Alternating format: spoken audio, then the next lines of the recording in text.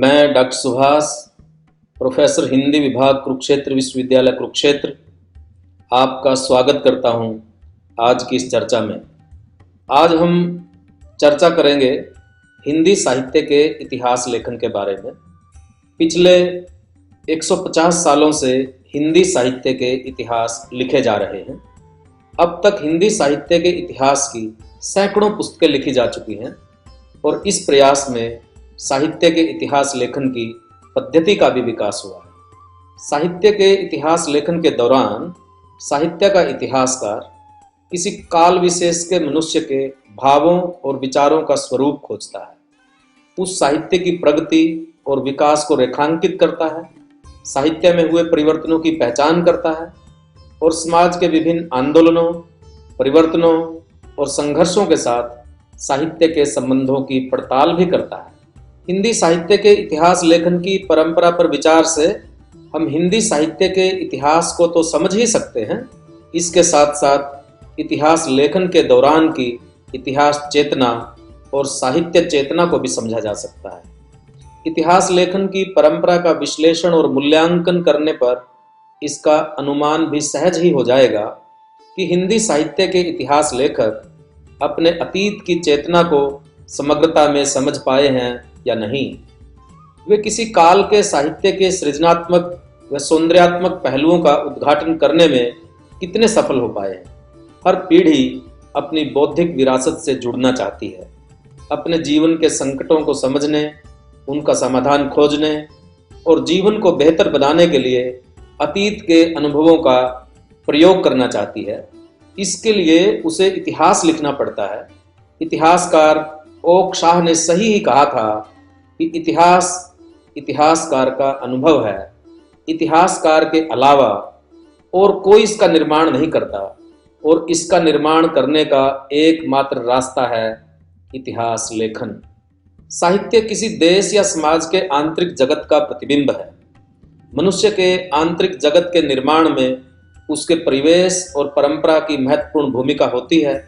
परिवर्तनशील समाज में मनुष्य के आंतरिक जगत में निरंतर परिवर्तन होता रहता है। डॉक्टर शिव कुमार मिश्र ने सही लिखा है कि साहित्य का इतिहास केवल साहित्य का इतिहास नहीं होता, वह उस जाति की भाषा, जातीय जीवन और समाज का इतिहास भी होता है, साहित्य जिनका संश्लिष्ट रूप है। हिंदी भाषा में साहित्य की रचना को 1000 साल से अधिक हो चुके हैं, लेकिन हिंदी साहित्य के इतिहास लेखन को अभी 200 साल भी नहीं हुए। इन सालों में हिंदी साहित्य इतिहास लेखन के ढांचे और दृष्टि में आमूल परिवर्तन आए हैं। इतिहास लेखन की इस परंपरा के कई मोड़ और पड़ाव हैं। आरंभ से ही हिंदी साहित्य के इतिहासकार को जिस समस्या का सामना करना पड़ा वह थी विश्वसनीय स्रोतों से प्रामाणिक सामग्री का अभाव। धार्मिक केंद्रों में रचित साहित्य धार्मिक आग्रहों के कारण शोधकर्ताओं व इतिहासकारों को पूर्ण रूपेण उपलब्ध नहीं हुआ। इस साहित्य की एक समस्या प्रक्षिप्तता भी थी। धार्मिक अनुयायियों ने अपनी रचनाएं भी मूल साहित्य में शामिल कर दी। इसमें एक समस्या प्रामाणिक पाठ की भी रही। साहित्य का रचना काल और इसके संकलन काल में अंतर होने के कारण भी इसके मूल स्वरूप की पहचान का सवाल उलझा ही रहा है। विभिन्न लिपिकारों की लिखावट की विशेषताओं के कारण आया पाठ का अंतर भी एक समस्या ही रहा है। हिंदी साहित्य इतिहासकारों को जो सामग्री मिली वह भी आधी अधूरी मिली। मध्यकालीन साहित्यकारों ने अपनी रचनाओं में अपने बारे में जानकारियां नहीं दी हैं और किसी साहित्यकार ने प्रसंगवश दी हैं तो बहुत ही कम। अंतः साक्ष्य के अभाव में अटकलें लगाने के अलावा इतिहासकार के पास कोई रास्ता नहीं था। यदि ऐतिहासिक सूचनाएं देने वाली सामग्री पर दृष्टि डालें तो वह बहुत ही कम है। आदिकालीन सिद्धों के बारे में तंचूर नामक भोटिया ग्रंथ संग्रह तथा वर्ण रत्नाकर ग्रंथ का नाम लिया जा सकता है। मध्यकालीन संतों भक्तों के बारे में भक्तमाल, 84 वैष्णवन की वार्ता, 200 वैष्णवन की वार्ता हैं। इनमें बहुत कम साहित्यकारों के बारे में और एक विशेष आग्रह के साथ ही सामग्री है। उपलब्ध सामग्री और साहित्यकारों की रचनाओं के विश्लेषण के बाद हिंदी साहित्य के इतिहासकारों ने अपनी साहित्यिक विरासत का मूल्यांकन करने के सतुत्य प्रयास किए हैं। नई सामग्री व तथ्यों की खोज तथा शोध के निष्कर्षों से इतिहास लेखन में परिवर्तन आता गया है। इतिहासकारों की अपने युग के अनुरूप साहित्य से अपेक्षाओं, प्राथमिकताओं और सरोकारों से इतिहास दृष्टि में बदलाव आता गया है। हिंदी साहित्य की विविध दृष्टिकोणों से व्याख्या, विश्लेषण और मूल्यांकन से यह समृद्ध होता गया है। विचार जगत में आए बदलावों और मुद्दों की प्राथमिकताओं के कारण चिंतन मनन की पद्धतियां भी बदली हैं, जिसके प्रभाव को हिंदी साहित्य के इतिहास लेखन पर स्पष्ट तौर पर रेखांकित किया जा सकता है। हिंदी साहित्य के इतिहास लेखन के विकास और परंपरा में आए परिवर्तनों को समझने के लिए हिंदी के इतिहास ग्रंथों पर विचार करना जरूरी है। यहाँ हम हिंदी साहित्य के इतिहासकारों और उनके ग्रंथों की विशेषताओं पर चर्चा करेंगे। हिंदी साहित्य के इतिहासकारों के ग्रंथों के नाम इस प्रकार हैं: Garcin de Tassy, Histoire de la literature Hindustani, Shiv Singh Sengar, Shiv Singh Saroj, George Grierson, the modern vernacular literature of Hindustan, Mishra Bandhu Vinod, Ramchandra Shukla, Hindi साहित्य का इतिहास, हजारी प्रसाद द्विवेदी, हिंदी साहित्य की भूमिका, हिंदी साहित्य का आदिकाल, हिंदी साहित्य उद्भव और विकास, राम कुमार वर्मा, हिंदी साहित्य का आलोचनात्मक इतिहास, डॉक्टर धीरेन्द्र वर्मा, हिंदी साहित्य, डॉक्टर नगेंद्र, हिंदी साहित्य का इतिहास, राम स्वरूप चतुर्वेदी, हिंदी साहित्य और संवेदना का विकास, बच्चन सिंह, हिंदी साहित्य का दूसरा इतिहास। हिंदी साहित्य के इतिहास के बारे में एक दिलचस्प बात यह है कि हिंदी साहित्य का पहला इतिहास भारत में नहीं बल्कि फ्रांस में लिखा गया। किसी भारतीय विद्वान या इतिहासकार ने नहीं बल्कि गैर भारतीय ने लिखा, और भारतीय भाषा में नहीं बल्कि फ्रांसीसी भाषा में लिखा गया। हिंदी साहित्य के पहले इतिहासकार का नाम है गारसा द तासी। इनके ग्रंथ का नाम है इस्तवार द लिटरेचर हिंदुस्तानी। यह पुस्तक पहली बार 2 भागों में प्रकाशित हुई, सन 1839 ईस्वी में और सन 1847 में। सन 1871 में 3 भागों में इसका परिवर्धित संस्करण प्रकाशित हुआ। इसमें हिंदी व उर्दू भाषा के लेखकों का परिचय मात्र है। लेखकों का यह परिचय उनके कालक्रम की दृष्टि से नहीं दिया गया, बल्कि रोमन लिपि के वर्णक्रम के अनुसार प्रस्तुत किया गया है। यह ग्रंथ इतिहास की कसौटी पर खरा नहीं उतरता।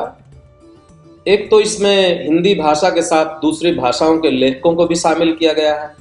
दूसरे, इसमें काल विभाजन व काल की प्रवृत्तियों का विश्लेषण व नामकरण करने का प्रयास नहीं किया गया। बेशक यह ग्रंथ इतिहास के मानदंडों पर खरा न उतरता हो, लेकिन हिंदी साहित्य के इतिहास लेखन की दिशा में पहला कदम होने के कारण इसका ऐतिहासिक महत्व तो है ही। सन 1878 में नवल किशोर प्रेस से शिव सिंह सरोज नामक एक ग्रंथ प्रकाशित हुआ। इसमें 838 कवियों का जीवन परिचय और उनकी 2000 के करीब रचनाओं के नमूने दिए गए। इसके लेखक ने कवियों के जन्म काल और रचनाओं के रचना काल के संकेत तो दिए हैं, लेकिन वे प्रामाणिक और विश्वसनीय नहीं हैं। यह ग्रंथ इतिहास की कसौटी पर तो खरा नहीं उतरता, लेकिन इसके लेखक ने लेखकों की सूची तैयार करने का महत्वपूर्ण कार्य किया है, जो बाद के इतिहासकारों के लिए आधार सामग्री बनी। ग्रियर्सन ने इसका महत्व स्वीकारते हुए लिखा था कि एक देशी ग्रंथ जिस पर मैं अधिकांश निर्भर रहा हूं और प्राय सभी छोटे छोटे कवियों और प्रसिद्ध कवियों के संबंध में प्राप्त सूचनाओं के लिए मैं ऋणी हूं। जॉर्ज ग्रियर्सन रचित the modern vernacular literature of Hindustan सन 1888 में एशियाटिक सोसाइटी ऑफ बंगाल की पत्रिका के विशेषांक के रूप में प्रकाशित हुआ। इसमें ग्रियर्सन ने कवियों और लेखकों का कालक्रम के अनुसार वर्गीकरण किया। उनके साहित्य की प्रवृत्तियों को भी उद्घाटित करने का प्रयास किया है। ग्रियर्सन भाषाओं के जानकार थे। अपने भाषाओं के ज्ञान का प्रयोग अपने इतिहास लेखन में बाखूबी किया। उन्होंने भाषा के आधार पर रचनाकारों की छंटाई की। प्राकृत और उर्दू के रचनाकारों को हिंदी भाषा के रचनाकारों से अलग किया। इस संबंध में उन्होंने लिखा है कि मैं आधुनिक भाषा साहित्य का विवरण प्रस्तुत कर रहा हूं, अतः मैं संस्कृत में ग्रंथ रचना करने वाले लेखकों का विवरण नहीं दे रहा हूं। प्राकृत में लिखी पुस्तकों को भी विचार से बाहर कर रहा हूं। भले ही प्राकृत कभी बोलचाल की भाषा रही हो, पर आधुनिक भाषा के अंतर्गत नहीं आती। इस ग्रंथ की लेखन पद्धति के कारण इसे हिंदी साहित्य का पहला इतिहास माना जा सकता है। इसमें साहित्य की प्रवृत्तियों को सामाजिक संदर्भों में व्याख्यायित किया और काल विभाजन के गुण दोषों पर भी विचार किया गया है। श्याम बिहारी मिश्र और सुखदेव बिहारी मिश्र दो भाई थे। सन 1899 से 1916 तक नागरी प्रचारिणी सभा काशी के खोज कार्य निरीक्षक पद पर रहे। नागरी प्रचारिणी सभा काशी वह संस्था थी जिसने हिंदी भाषा को स्वरूप देने में उल्लेखनीय कार्य किया था। हिंदी के साहित्य संकलन और उसके विश्लेषण के काम को राष्ट्र निर्माण व हिंदी जाति के सांस्कृतिक उत्थान के तौर पर लिया था। मिश्र बंधुओं द्वारा लिखित इतिहास सन 1913 में मिश्र बंधु विनोद नाम से 3 भागों में प्रकाशित हुआ और इसका चौथा भाग 1934 में प्रकाशित हुआ। इसमें मिश्र बंधुओं ने 5000 रचनाकारों का उल्लेख किया है। रचनाकारों के व्यक्तिगत जीवन के विवरण के साथ उनके साहित्य पर भी प्रकाश डाला गया है। मिश्र बंधु अनेक अज्ञात रचनाकारों को प्रकाश में लाए और मूल्यांकन करके इनका साहित्यिक महत्व बताने की कोशिश भी की। मिश्र बंधुओं ने अपने ग्रंथ को 8 खंडों में विभाजित किया। मिश्र बंधुओं की लेखन पद्धति इतिहासकार की नहीं बल्कि कोशकार की पद्धति है। सन 1929 में आचार्य रामचंद्र शुक्ल का हिंदी साहित्य का इतिहास प्रकाशित हुआ। यह नागरी प्रचारिणी सभा द्वारा हिंदी शब्द सागर की भूमिका के रूप में लिखा गया था। इसे हिंदी का पहला सुव्यवस्थित इतिहास कहा जा सकता है। आचार्य रामचंद्र शुक्ल ने साहित्य इतिहास को परिभाषित किया और साहित्य के इतिहास लेखन की पद्धति विकसित की। अपनी दृष्टि स्पष्ट करते हुए उन्होंने लिखा, जबकि प्रत्येक देश का साहित्य वहां की जनता की चित्तवृत्ति का संचित प्रतिबिंब होता है, तब यह निश्चित है कि जनता की चित्तवृत्ति के परिवर्तन के साथ साथ साहित्य के स्वरूप में भी परिवर्तन होता चला जाता है। आदि से अंत तक इन्हीं चित्तवृत्तियों की परंपरा को परखते हुए साहित्य परंपरा के साथ उनका सामंजस्य दिखाना ही साहित्य का इतिहास कहलाता है। जनता की चित्तवृत्ति बहुत कुछ राजनीतिक, सामाजिक, सांप्रदायिक तथा धार्मिक परिस्थिति के अनुसार होती है। अतः कारण स्वरूप इन परिस्थितियों का किंचित दिग्दर्शन भी साथ ही साथ आवश्यक होता है। इस दृष्टि से हिंदी साहित्य का विवेचन करने में यह बात ध्यान में रखनी होगी कि किसी विशेष समय में लोगों में रुचि विशेष का संचार और पोषण किधर से और किस प्रकार हुआ। आचार्य शुक्ल ने इसी आधार पर हिंदी साहित्य के इतिहास को कालों में विभाजित किया और उनका नामकरण किया। यहीं से हिंदी साहित्य के इतिहास लेखन में काल विभाजन और नामकरण की सुदृढ़ परंपरा प्रारंभ हुई। आचार्य रामचंद्र शुक्ल ने हिंदी साहित्य का काल विभाजन और उनका नामकरण किया। काल विभाजन पर तो उतना विवाद नहीं हुआ, लेकिन उनके नामकरण पर काफी विवाद हुआ। उन्होंने हिंदी साहित्य के आदिकाल को वीर गाथा काल नाम दिया, जो बाद में अमान्य हुआ, लेकिन यह उनके समय की सीमा थी। उस समय तक प्रामाणिक सामग्री का अभाव था, जिस कारण उनके निष्कर्ष गलत साबित हुए। आचार्य शुक्ल ने साहित्य का अध्ययन उसके परिवेश और सामाजिक संदर्भों में किया। कृतियों और रचनाकारों का विश्लेषण युग संदर्भ में किया। युगों की साहित्य चेतना खोजने और हिंदी की साहित्यिक विरासत की पहचान व मूल्यांकन करने की पद्धति अपनाई। आचार्य शुक्ल से पूर्व हिंदी साहित्य के इतिहास ग्रंथों में कवियों के जीवन वृत्त पर अधिक जोर रहता था, लेकिन आचार्य शुक्ल ने साहित्यकारों के जीवन चरित्र के विवरण को प्रमुखता न देकर उनके साहित्य की प्रवृत्तियों पर प्रकाश डालने की शुरुआत की। आचार्य रामचंद्र शुक्ल का इतिहास दृष्टि युक्त इतिहास था। उनके इतिहास पर उनकी आलोचना दृष्टि की छाप स्पष्ट तौर पर परिलक्षित होती है। आचार्य रामचंद्र शुक्ल की इतिहास दृष्टि निर्मित हुई थी हिंदी जाति की सांस्कृतिक रक्षा के बोध से। वे औपनिवेशिक और सामी धर्मों की वैचारिकता को हिंदी जाति की संस्कृति के लिए खतरा मानते थे। इस दृष्टि से विरासत के मूल्यांकन में युगों की शुरुआत के कारणों की सही पहचान नहीं कर पाए। उदाहरण के तौर पर भक्ति काल के उदय के बारे में उनकी मान्यताएं गलत साबित हुई। लोक मंगल व नैतिकता की कसौटी पर कवियों के कवि कर्म के मूल्यांकन के कारण कई मुख्य साहित्यिक धाराओं और साहित्यकारों की उपेक्षा हुई। उदाहरण के तौर पर कबीर की और रीतिकाल को विशेष तौर पर रेखांकित किया जा सकता है। इतिहास दृष्टि में इस संकीर्णता की निरंतर आलोचना हो रही है। हिंदी साहित्य इतिहास लेखन में आचार्य रामचंद्र शुक्ल की सबसे बड़ी देन है इतिहास लेखन का ढांचा। उन्होंने हिंदी साहित्य के इतिहासकारों को इतिहास लेखन का पुख्ता आधार प्रदान किया। उसी का परिणाम है कि बाद में छोटे मोटे परिवर्तनों के साथ उसी ढांचे में हिंदी साहित्य के इतिहास लिखे जाते रहे हैं। आचार्य हजारी प्रसाद द्विवेदी ने हिंदी साहित्य के इतिहास से संबंधित 3 पुस्तकें लिखी। हिंदी साहित्य की भूमिका, जो 1940 में प्रकाशित हुई, हिंदी साहित्य का आदिकाल, जो 1952 ईस्वी में प्रकाशित हुई, और हिंदी साहित्य उद्भव और विकास, जो 1955 ईस्वी में प्रकाशित हुआ। साहित्य के इतिहास के बारे में उनका मानना था कि साहित्य का इतिहास ग्रंथों और ग्रंथकारों के उद्भव और विलय की कहानी नहीं, वह काल स्रोत में बहे आते हुए जीवंत समाज की विकास कथा है। ग्रंथकार और ग्रंथ उस प्राणधारा की ओर सिर्फ संकेत करते हैं, वे ही मुख्य नहीं हैं।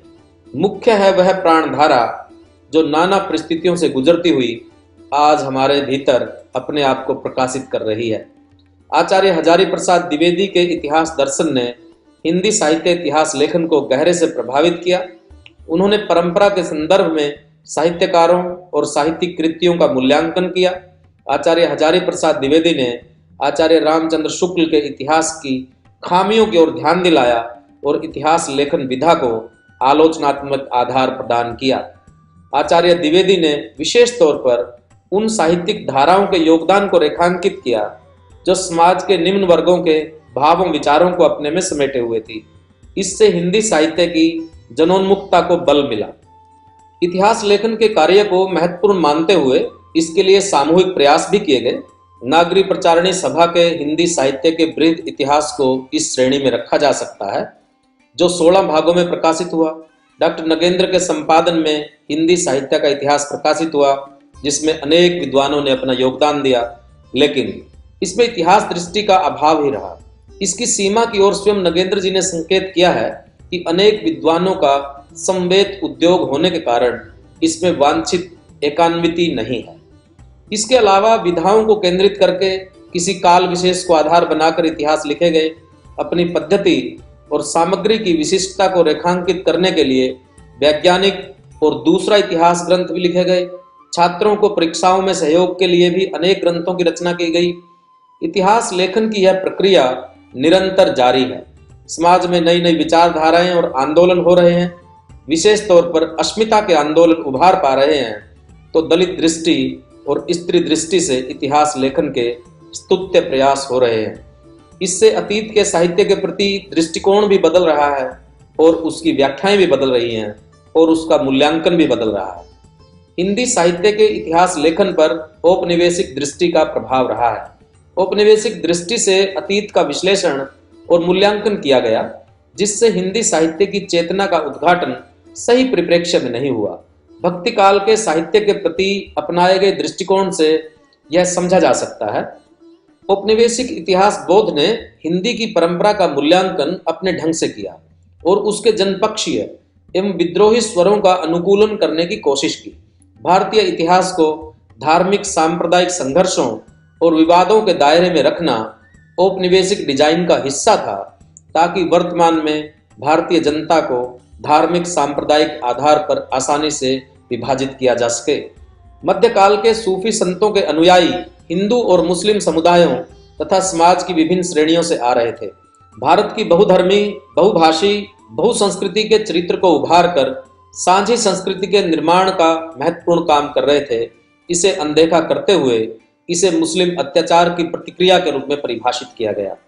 संतों सूफियों के साहित्य को साधना पद्धतियों और मत मतांतरों के तात्विक दायरे में व्याख्या विश्लेषण से साहित्यिकता और विशिष्टता की अनदेखी हुई है। उदाहरण के तौर पर मलिक मोहम्मद जायसी को सूफी दायरे में ही पढ़ा गया। हिंदी साहित्य के इतिहासों में भक्ति काल के साहित्य की आध्यात्मिकता पारलौकिकता को इतना महिमा मंडित किया गया कि लौकिकता और जागतिकता ओझल हो गई। कबीर की रहस्यवादिता पर तो खूब उछल कूद हुई, लेकिन तत्कालीन धर्म सत्ताओं से टकराहट और विद्रोह के स्वरों को उसके सामाजिक कारणों की ओर ध्यान नहीं दिया गया। तत्कालीन शासन सत्ताओं के साथ संघर्ष तथा स्थापित सामाजिक सांस्कृतिक मूल्यों के प्रति आक्रोश में दबी परिवर्तन धर्मी चेतना को प्रमुखता से रेखांकित नहीं किया गया। रीतिकाल की भी उपेक्षा हुई है। रीतिकाल के साहित्य का मूल्यांकन साहित्यिक मानदंडों पर नहीं बल्कि नैतिकता के आधार पर किया गया। उसके कुछ बेहद संवेदनशील पक्ष भी चेतना का हिस्सा नहीं बने। हमारा वर्तमान समय बदल रहा है, उसकी जरूरतें बदल रही हैं। नए संदर्भों में हिंदी साहित्य के इतिहास के पुनर्लेखन की महती आवश्यकता है। नए संदर्भों में हिंदी साहित्य का इतिहास लेखन हिंदी जगत में साहित्य के नई चेतना निर्मित करने में भूमिका अदा कर सकता है। धन्यवाद साथियों, मिलते हैं एक नए विषय के साथ। तब तक के लिए धन्यवाद।